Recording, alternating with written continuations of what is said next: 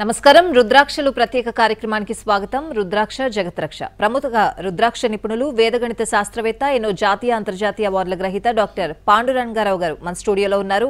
మీ పుట్టిన తేదీ వివరాలు తెలిపి ఎటువంటి రుద్రాక్షలు ధరించాలో గురువు గారిని నేరుగా అడిగి తెలుసుకోవచ్చు. స్క్రీన్ మీద స్క్రోల్ అవుతున్న నెంబర్స్ కు ఫోన్ చేసి నేరుగా గురువు గారితో మాట్లాడొచ్చు. గురువు గారు నమస్తే. ఓం నమః శివాయ. సో ఎప్పట్లానే ఒక మోటివేషనల్ స్టోరీ చిన్న కథ చెప్పుకుందాం. అందులో ఇవాళ చాలా మంచి రోజు, దశమి ఏకాదశి. Okay right. ఒక చిన్న కథ చెప్పుకుందాం. ఒక ఫార్మసీ తండ్రి ద్వారా సంక్రమించిన ఒక వ్యాపారం కొడుక్కి. తండ్రి వ్యాపారం చేస్తున్నంతసేపు చేశాడు, తర్వాత కొడుకు అప్పచెప్పాడు. కొడుకు అప్పచెప్పి దాదాపు తండ్రి అప్పచెప్పిన తర్వాత కాలం చేశాడు. అప్పచెప్పే ముందు అన్ని వివరాలు చెప్పాడు.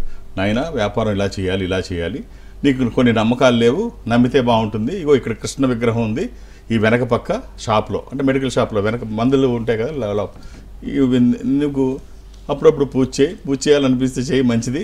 లేదు, నువ్వు నిజంగా ఈ నాస్తికత్వం కొనసాగిస్తూ చెయ్యకపోతే ఎప్పుడైనా కష్టం వచ్చినప్పుడు మాత్రం ఒక్కసారి ఆయనతో నీ కష్టం చెప్పుకో, ఖచ్చితంగా ఫలితం ఉంటుంది అని చెప్పాడు. సరే, ఇవన్నీ ఏం పట్టించుకోలేదు, అలా నడుస్తుంది. వీళ్ళకి సాయంత్రం లేకపోతే ఖాళీ టైంలో ఉన్నప్పుడు కొంతమంది ఫ్రెండ్స్ రావడం, ఆ షాపులో ఎదరభాగం అంతా ఖాళీగా ఉంటుంది, వెనక పక్క కొంచెం కూర్చొని భోజనం చేయడానికి మాట్లాడుకోవడానికి అనుకూలంగా ఆ మెడికల్ షాప్లో ఉంటుంది. ఆ ఖాళీ సమయంలో 3-4 ఫ్రెండ్స్ వస్తే చీట్ల ప్యాకులు ఆడడం, అంటే టైం పాస్కి అలా జరుగుతూ ఉండేది. సరే, 10-12 ఏళ్ళు జరిగిపోయింది. ఒకరోజు ఒక కుర్రోడు వచ్చాడు మందుల కోసం వచ్చి, అది రాత్రి లేట్ అవర్స్ 11 అవుతుంది, వచ్చి మందుల కోసం వచ్చి, అయ్యా మందులు అన్నాడు. మందులు అంటే, ఇప్పుడు మందులు ఏంట్రా బాబు, మేము ఏదో మంచి పనిలో ఉన్నారు, ఇలా ఆడుకుంటున్నారు అనుకుంటే, ఇప్పుడు కాదు రేపు పొద్దున్న ఇస్తానంటాడు. కాదు, మా అమ్మకి సీరియస్గా ఉంది, ఇప్పుడే కావాలి మందులు అంటే, సరే అలా లేచి ఇద్దామనుకుంటాడు. ఈలోపు కరెంటు పోతుంది.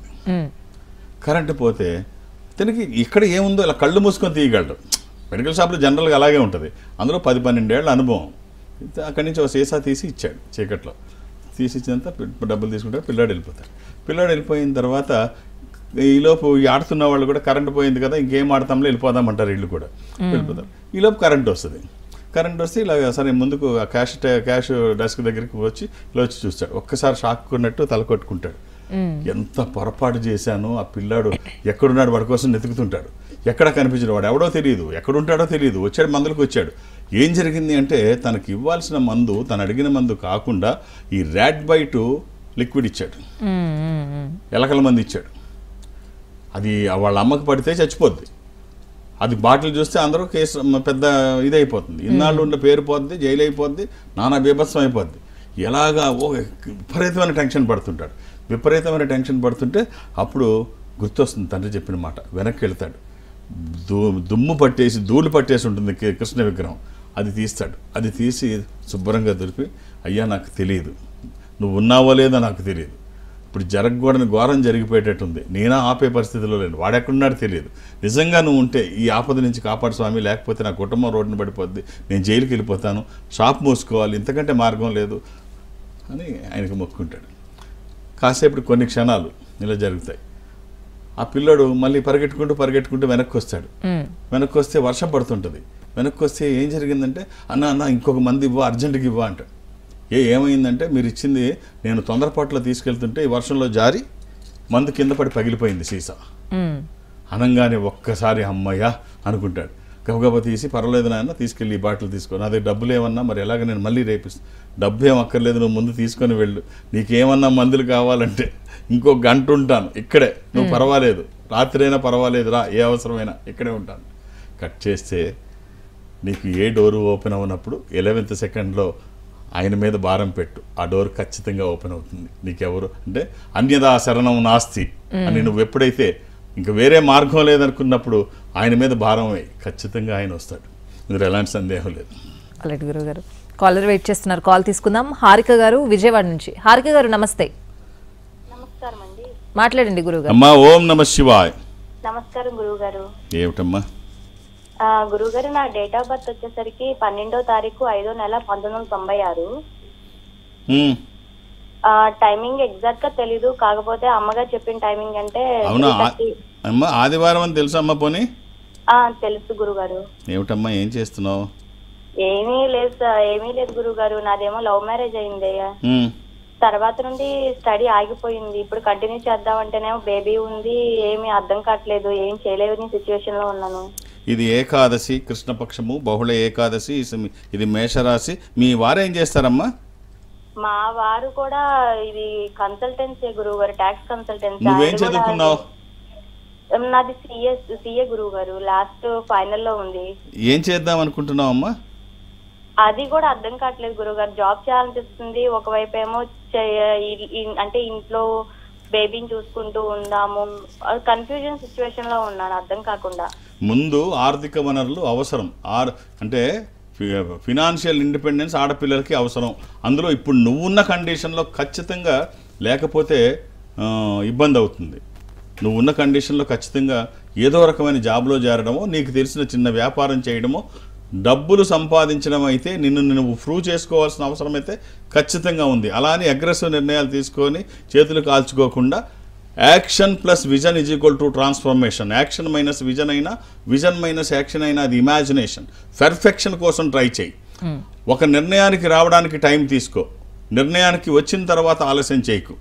What is the secret of the success అంటే fastest implementation is the secret of the success. నిర్ణయానికి రావడానికి టైం తీసుకో, బట్ నిర్ణయానికి వచ్చిన తర్వాత హక్కు. నువ్వు ఊరికి వెళ్ళాలి, ఆ ట్రైన్ ఉన్నప్పుడే వెళ్ళాలి, ఫ్లైట్కి వెళ్ళాలి, ఆ ఫ్లైట్ అక్కడ ఉన్నప్పుడే వెళ్ళాలి, అది డెస్టినేషన్కి వెళ్ళలేవు. జాగ్రత్తగా ప్లాన్ చేసుకో. Nothing is impossible. Walt Disney ఏమంటాడంటే one can do, I can do. నేను అప్పుడప్పుడు చెప్తుంటాను, ఖచ్చితంగా ఇదే నిజం, మనం చెయ్యగలం. గుండెల నిండుగా గాలి పీల్చుకొని ఒక్కసారి ఆలోచించు. ఒక మనిషి ఆలోచించడం మొదలు పెడితే, ఒక రాత్రి నిద్ర మానేసి నేనేం చేయాలని ఆలోచిస్తే, సిగ్మండ్ ఫ్రాయిడ్ అంటాడు, ఆలోచించడం మొదలు పెడితే 100 నుంచి 120 ఆలోచనలు చేస్తారు ఒకరోజు నిద్ర మానేసి ఆలోచిస్తే. అంటే యావరేజ్ స్లీప్ 8 అవర్స్గా తీసుకుంటే అంటాడు. మనకు అంత అవసరం లేదమ్మా, గట్టిగా 10-15 ఆలోచనలు చేయి. రాకపోతే అప్పుడు అడుగు. ముందు ఈ టెన్షన్ వదిలేసే, నీ మీద నమ్మకం ఉంచు, ధైర్యంగా ఆలోచన చేయి. నువ్వు భయం పడడం మొదలుపెట్టావంటే నీ సామర్థ్యం కూడా దెబ్బతింటుంది. భయపడకు. నువ్వు వేసుకోవాల్సిన రుద్రాక్ష నవముఖి. ఇది అమ్మవారి స్వరూపము, విజయాలు చేకూర్చి దోషాలు నివారించేది. నీ శరీరానికి తాకే విధంగా నువ్వు చేస్తున్న పనికి ఒక దైవికమైన సహకారం తోడైతే వచ్చే ఫలితం ఒక అద్భుతం. 24/7 ఎప్పుడూ వేసుకోవచ్చు, ఎలాంటి నియమాలు లేవు. This is an opportunity to you to prove yourself. All the best అమ్మా. Right sir. మరొక కాలర్ నెల్లూరు నుంచి రాజీ గారు. నమస్తే అండి. నమస్కారం అండి. మాట్లాడండి గురుగారితో. నమస్కారం గురుగారు. నమస్కారం అమ్మా. ఓం నమ శివాయ అమ్మా. Date of birth 23 23 1993. 23 1993. 23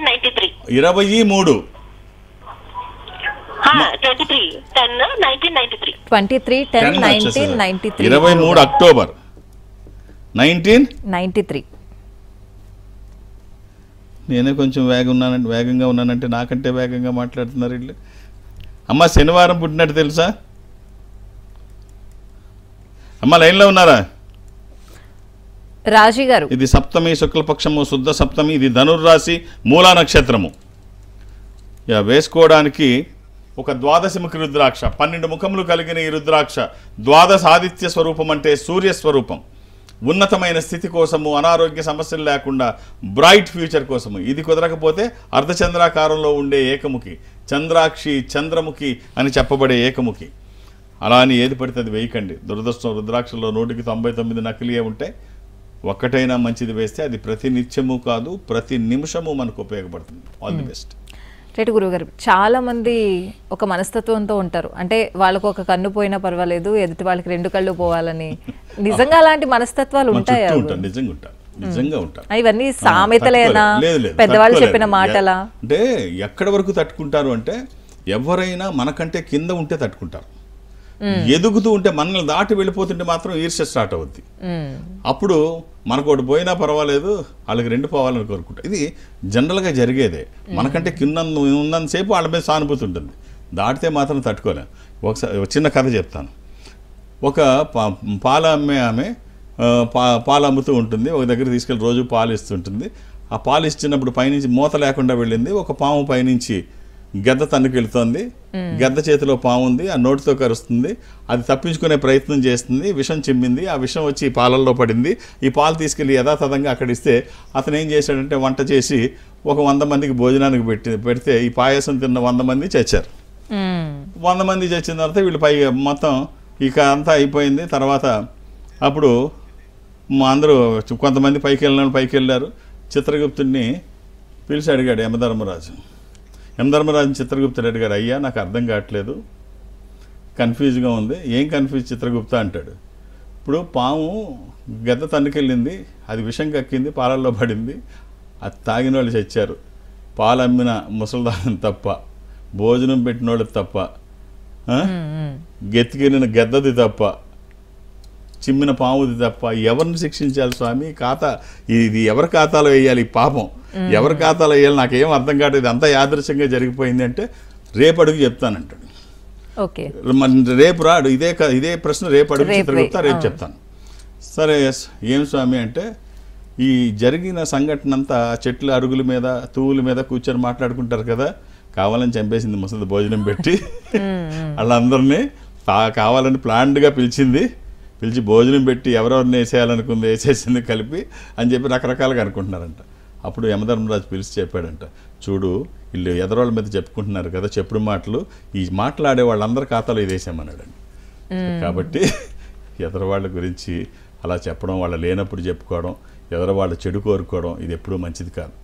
ఊరు బాగుంటే మా ఊరు బాగుండాలి, అందులో మనం ఉండాలి, అందరూ బాగుండాలి, అందులో మనం ఉండాలని కోరుకోవాలి తప్ప, లేకపోతే ప్రమాదం.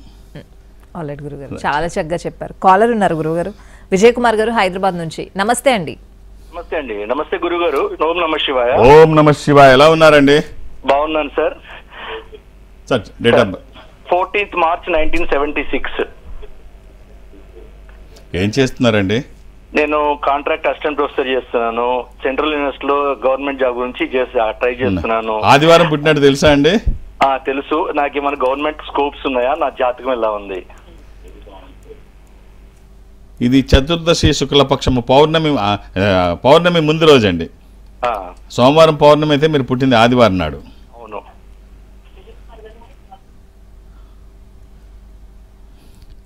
ఇది కర్కాటక రాశి ఆశ్లేష నక్షత్రం చూడాలి. మీరు మకా నక్షత్రం సింహరాశి చూస్తున్నట్టున్నారు.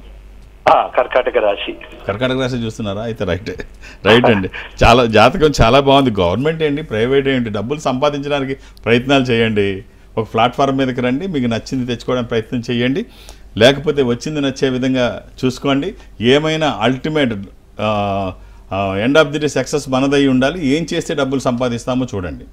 గతంలో కూడా ఒకసారి నేను చెప్పాను, చాలా సందర్భాల్లో చెప్పాను, ప్రైవేటు గవర్నమెంట్ అని ఏమి ఉండదు, మనం ఎందులో బాగా ఎదుగుతాం అదే చూసుకోవడం. ఇప్పుడు పూర్వకాలం అయితే గవర్నమెంట్ వ్యవస్థలు పెద్దగా ఉండేవి, ఇప్పుడు ప్రైవేట్ ఆర్గనైజేషన్స్ చాలా పెద్దగా ఉన్నాయి. ఒక్క మాటలో చెప్పాలి అంటే, చిన్న ఎగ్జాంపుల్ చెప్పాల్సి వస్తే, స్టేట్ బ్యాంక్ ఆఫ్ ఇండియా కంటే పెద్ద బ్యాంకింగ్ సంస్థ ఏదీ లేదు. దానికి ఉన్న డిపాజిట్స్ కానీ, దానికి ఉన్న ఖాతాదారులు కానీ, దానికి ఉన్న ఇవి కానీ మొత్తం ప్రభుత్వాన్ని అందులో ఉంటాయి, అన్ని సంస్థలు అందులోనే ఉంటాయి. భారతదేశంలో ఉన్న అన్ని బ్యాంకులు కలిపిన అందులో సగం కూడా ఉండవు డిపాజిట్స్, అంతమంది ఖాతాదారులు కూడా. దాని CEO జీతం 35 లక్షల నెలకి. దాని CEO గూగుల్ చేయండి, మీరు తెలుస్తుంది. 35 లక్షల రూపాయలు దాని CEO. ఇక HDFC లాంటి పెద్ద సంస్థ, పెద్ద బ్యాంకులు కాకుండా యాక్సిస్ బ్యాంక్ లాంటి ఒక చిన్న బ్యాంక్ తీసుకున్న ఈ bank CEO salary per annum ఎంత అంటే 7 కోట్లు. సో కాబట్టి అసలు ప్రైవేటు తక్కువ, గవర్నమెంట్ ఎక్కువ అనుకోవడానికి లేదు. దేనికి ఉంటే దానికి ఉంటుంది. మనం ఎందులో బాగుంటే అదే చూసుకుందాం. మనకి ఏది కంఫర్ట్, ఇంకా మనల్ని ప్రమోట్ చేసుకొని ఇంకా వెళ్ళడానికి ఏం అవకాశం ఉంది, రోజుకి మనం అప్డేట్ చేసుకొని. అంటే ఇప్పుడు ఎలా ఉందంటే, ప్రతి ప్రాజెక్టు అది సాఫ్ట్వేరా, హార్డ్వేరా, టెక్నికలా, నాన్ టెక్నికల్లా మనల్ని మనం ప్రమోట్ చేసుకోవాలి అంటే, ఇప్పుడు AI సపోర్ట్ తీసుకొని ఏదో ఒక టూల్ తీసుకొని, AI సపోర్ట్ తీసుకొని, కమింగ్ ప్రాజెక్ట్స్ అన్నీ లింకప్ అయి ఉంటాయి AIతో. మనం ప్రమోట్ చేసుకొని వెళ్ళడమే, మనం ప్రూవ్ చేసుకొని వెళ్ళడమే, లేకపోతే వెనకబడిపోతాం సార్. చక్కగా ఒక రుద్రాక్ష చెప్తాను, వీలైతే వేసుకోండి. ఇది వచ్చిన తర్వాత చాలా బాగుంటుంది, మీరే చూస్తారు ఎలా ఉంటుందో. ఒక త్రయోదశముఖి రుద్రాక్ష, 6 నవముఖి మీ జాతకానికి రెండిట్లో ఏదో ఒకటి. త్రయోదశి ఇది ఇంద్ర రుద్రాక్ష, రూలింగ్ రుద్రాక్ష, కమాండింగ్ రుద్రాక్ష. అనుకున్నది సాధించడానికి, సంకల్పం సిద్ధించడానికి, కోర్కెల సాఫల్యం కోసం జాతకపరంగా అవసరమైంది కూడా త్రయోదశి అంటే 13. అది కుదరకపోతే నవముఖి అమ్మవారి స్వరూపం, విజయాలు చేకూర్చి దోషాలు నివారించేది. ఈ రెండిట్లో ఏదో ఒకటి వేయండి. వచ్చిన తర్వాత ఓ సపోర్ట్ చాలా బాగుంటుంది. ఎలాంటి నియమాలు లేవు, శరీరానికి తాకే విధంగా వేసుకోండి. ఆల్ ది బెస్ట్ అండి. రైట్ గురుగారు, మరొక కాలర్ వెయిట్ చేస్తున్నారు అనంతపురం నుంచి. హరిబాబు గారు నమస్తే అండి. నమస్తే మేడం.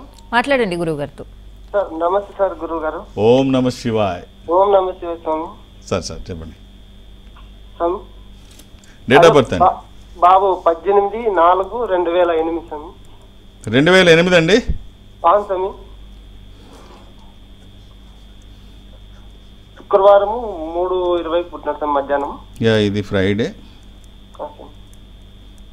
3:20 నుంచి 25 వరకు స్వామి. ఇది సప్తమి కృష్ణపక్షం, అష్టమి గడియలు వచ్చాయి, బహుళ అష్టమి. ఇది ధనుర్రాశి, పూర్వాషాఢ నక్షత్రము. ఈ అబ్బాయికి మీరు ఇవ్వాల్సిన రుద్రాక్ష ద్వాదశముఖి కానీ అష్టముఖి కానీ 12 ముఖములు కలిగిన ఈ రుద్రాక్ష ద్వాదశ ఆదిత్య స్వరూపము, అంటే సూర్య స్వరూపం. ఉన్నతమైన స్థితి కోసము, అనారోగ్య సమస్యలు లేకుండా బ్రైట్ ఫ్యూచర్ కోసం. అది కుదరకపోతే అష్టముఖి గణపతి స్వరూపము, విఘ్నాలు లేకుండా ముందుకు వెళ్ళడానికి. ఈ రెండిట్లో ఏదన్నా ఒక్కటి చాలండి. All the best. రైట్ గురుగారు, మీరు చాలా సమస్యలకి పరిష్కార మార్గాలు చెప్తూ ఉంటారు. అయితే ఇందులోనే ఒక ప్రశ్న, జవాబు లేని ప్రశ్న, పరిష్కారం లేని సమస్యలు ఉండవు అని చెప్తూ ఉంటారు. అది ఎంతవరకు నిజం గురువుగారు? నిజమే. తాళం కప్పు తయారు చేసేవాడు కూడా దానికి తయారు చేయకుండా చేయడు. మనం అనవసరంగా ఆందోళన పడుతుంటాం. ఓ సమస్య రాగానే ఏంటి ఇలా అయిపోయింది, పరిష్కారం లేదనుకుంటాం. జాగ్రత్తగా ఆలోచిస్తే ఉంటుంది. ప్రతి ప్రశ్నకి సమాధానం ఉంటుంది, ప్రతి సమస్యకి పరిష్కారం ఉంటుంది, లేకుండా ఉండదు. పూర్వం అందుకనే పిల్లలకి కథలు ఎందుకు చెప్పాలి అంటే బ్రెయిన్ని షార్ప్ చేయడానికి, ఆలోచింపజేసే విధంగా ఉండాలి. విజువలైజేషన్కి వాళ్ళకి అవకాశం ఉండాలి. అప్పుడే బ్రెయిన్ షార్ప్గా ఉంటుంది. పిల్లల ఎదుగుదలలో మంచి మార్పులు వస్తాయి. పూర్వం కథలు ఎందుకు చెప్పారు? బేతాల కథలు, ఆ కథలు, ఓ బేతాల కథ ఒకటి చెప్తాను ఇక్కడ నువ్వు అడిగిన దానికి. చిన్న పాదాలు పెద్ద పాదాలు. ఇద్దరు యువకులు అడవిలో నడుచుకుంటూ వెళుతున్నారు. తండ్రి కొడుకులు. వాళ్ళ పాదాల కింద చూస్తే కొడుకేమో చిన్నగా ఉంటాయి పాదాలు, తండ్రికేమో పెద్ద పాదాలు ఉంటాయి. ఇది మామూలే కదా. కొడుకు చిన్న, తండ్రికి పెద్ద.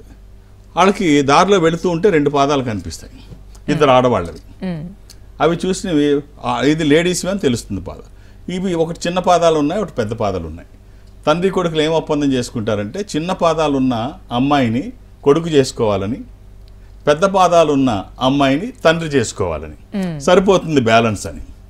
వీళ్ళు చాలా వేగంగా నడుచుకుంటూ వాళ్ళని క్రాస్ చేసి ఆపుతారు. ఆపి విషయం చెప్పి పెళ్లి చేసుకుందామన్న విషయం చెప్పి కన్విన్స్ చేస్తారు. వాళ్ళు ఒప్పుకున్నారు. అంటే ఇది సాధ్యమా అసాధ్యమో పక్కన పెడదాం, ఇక్కడ విషయం అర్థం చేసుకోవడానికి ట్రై చేయి. వాళ్ళు ఒప్పుకుంటారు. ఇలా అనుకున్నామంటే వాళ్ళు ఒప్పుకుంటారు. తీరా కింద చూస్తే తల్లికి చిన్న పాదాలు ఉన్నాయి, కూతురికి పెద్ద పాదాలు ఉన్నాయి. వీళ్ళ ఒప్పందం ప్రకారంగా తండ్రి కూతుర్ని చేసుకోవాలి, కొడుకు తల్లిని చేసుకోవాలి. ఇదే ఈ ఒక్క పాయింట్తో దాసరి నారాయణరావు గారు ఒక సినిమా కూడా తీశాడు. ఈ ఒక్క దాంతో ఆయన మహానుభావుడు ఏమైనా చేసేస్తాడు. సో దానికి ఆయన సమాధానం కూడా చెప్పాడు దీంట్లో, ఆ సినిమాలో ఆన్సర్కి. అప్పుడు అడుగుతాడు, బేతాళుడు అడుగుతాడు, వీళ్ళిద్దరూ పెళ్లి చేసుకున్నారు, వీళ్ళిద్దరికీ పిల్లలు పుడతారు.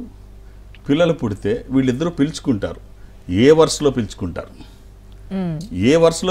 వీళ్ళ వరుసలు ఏమిటి? తల్లి కూతుర్ని, కూతురు తండ్రిని చేసుకుంటారు. వీళ్ళకి పిల్లలు పుడతారు. పిల్లలు పుడితే ఏ వరుసతో వీళ్ళు పిలుచుకుంటారు? తెలియకపోతే, తెలిసి కూడా చెప్పకపోతే నీ తల 1000 ముక్కలు అయిపోతుంది అంటాడు బేతాళుడు. ఈ కథ తెలుసుంటుంది చాలామందికి. దాసరి నారాయణరావు గారు ఆ సినిమాలో చెప్తాడు. దీనికి సమాధానం ఏమిటి అంటే, మా తండ్రి గారు ఎవరికి మాంగారో వారి కూతురు కొడుకు నా కొడుక్కి మాంగారు. ఓకే. మీ తండ్రి గారు ఎవరికి మాంగారో వారి కూతురు కొడుకు నా కొడుక్కి మాంగారు. సో ఇలాగా సమాధానం లేకుండా ఏమీ ఉండవు. ప్రతిదానికి మనం ఆందోళన పడక్కర్లేదు. ప్రతిదానికి సమాధానం ఉంటుంది, ప్రతి సమస్యకి పరిష్కారం ఉంటుంది. ఆల్రెడీ గురువు గారు బాగా చెప్పారు. కాలర్ వెయిట్ చేస్తున్నారు, హర్షిత వరంగల్ నుంచి. హర్షిత్ గారు నమస్తే. నమస్తే అండి. ఓం నమ శివాయ గురుగారు. శివాయ నమః.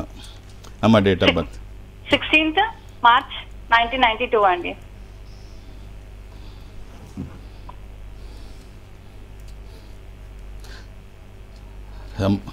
ఇది సోమవారము.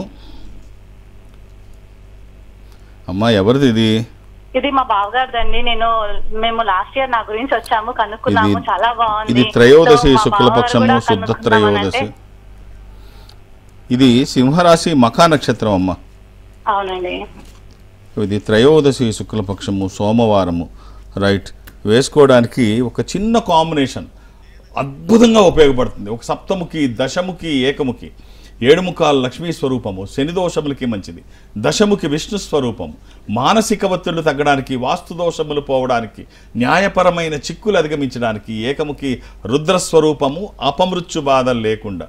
ఈ మూడు కలిపి చిన్న రుద్రాక్ష మాలలో కానీ, చైన్లో కానీ, తాడులో కానీ మీకు ఎలా వీలైతే అలా ధారణ చేయించండి. ఆహార నియమాలు ఏమీ లేవు. ఇవి వచ్చిన తర్వాత బాగుంటుందని ఎవరి సర్టిఫికెట్ అవసరం లేదు. ఖచ్చితంగా స్వయం ఈశ్వర స్వరూపము రుద్రాక్ష ఎక్కడ ఉంటే అక్కడ ఎవరు వేసుకుంటే వాళ్ళు ఉన్న స్థితి నుంచి ఉన్నతంగా ఎదగడానికి ఇది దోహదపడుతుంది. ప్రపంచవ్యాప్తంగా ఒక మంచి పొజిషన్లో ఉన్న వాళ్ళు, ఈ ధర్మాన్ని సాంప్రదాయాన్ని నమ్మి పాటించిన వాళ్ళు ఎక్కడైనా మంచి స్థితిలో ఉన్నారు అంటే ఖచ్చితంగా నేను చెప్పగలను, ఆ ఇంటి యజమాని మెడలో అయినా రుద్రాక్ష ఉండాలి, ఆ ఇంటి పూజ గదిలో అయినా రుద్రాక్ష ఉండాలి. అంటే ఈ శంకరుడు అనగా శుభములు కలగజేయువాడు అని నిఘంటు అర్థం. ఎక్కడ ఈశ్వరాభిషేకం జరిగినా, ఎక్కడ శివార్చన జరిగినా అక్కడ అన్ని సంపదలు ఉంటాయి.